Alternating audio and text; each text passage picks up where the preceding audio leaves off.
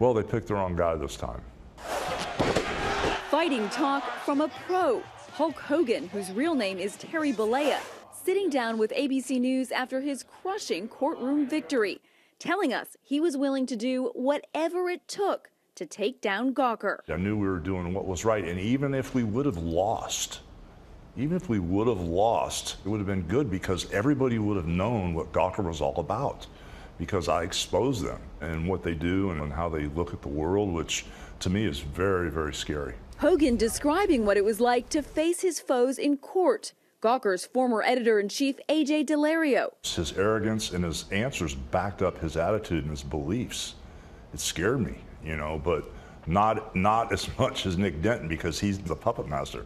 And Gawker media founder Nick Denton. About the middle of the trial, I walk in the men's room and it's me and Nick Denton by ourselves in the restroom with nobody. And my first thought was, what if he just falls down and holds his neck or something? Who are they going to believe? The second thought was, if this was WrestleMania and he was in the ring with me, it was just me and him, wouldn't it be fun? But Gawker didn't go down without a fight, showing the jury interviews Hogan did in October 2012. You come off like a stud. Honest to God, are you kidding me? Do you think you come off bad in that tape? Just days after they posted the sex tape involving him and the wife of his best friend at the time, Bubba Clem. But their point is, if you're talking about that tape, then you can't be that embarrassed. Well, talking about it's a lot different than having somebody illegally post the tape when you're seen naked in front of 7 million people. I will be naked forever, you know, until my children's children die because of the internet. Hogan says he still hasn't watched the tape himself. You haven't seen the tape that Gawker posted to this day. I was in a situation where I had to look and identify myself on a player, and I walked away from it. I would never watch the tape. And despite suggestions he knew he was being filmed? Do you maintain you did not know Oh, I did you were not recorded? No. You feel like you were set up by your friends? Yes. Yes, I do.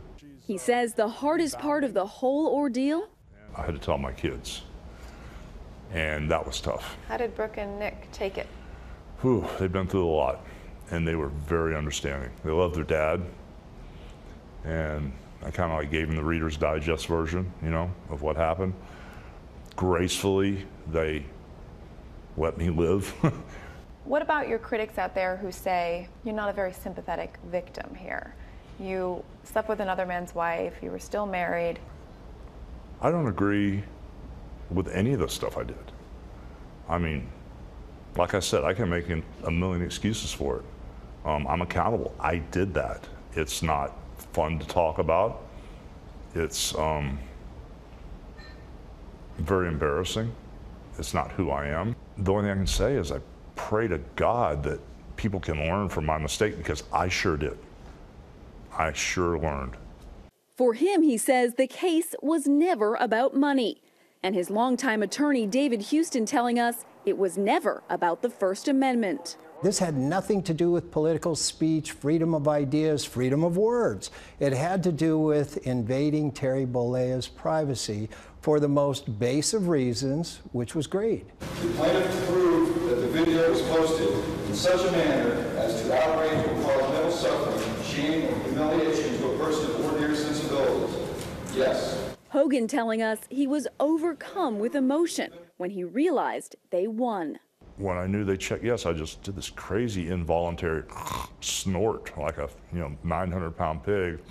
And as I tried to not snort again, just water just came pouring out of my eyes. I just started shaking. And so you were emotional because you felt that people finally believed you. When the verdict came in and the people, the jury of my peers says, we believe you, it just, you know, the world is round, I told you.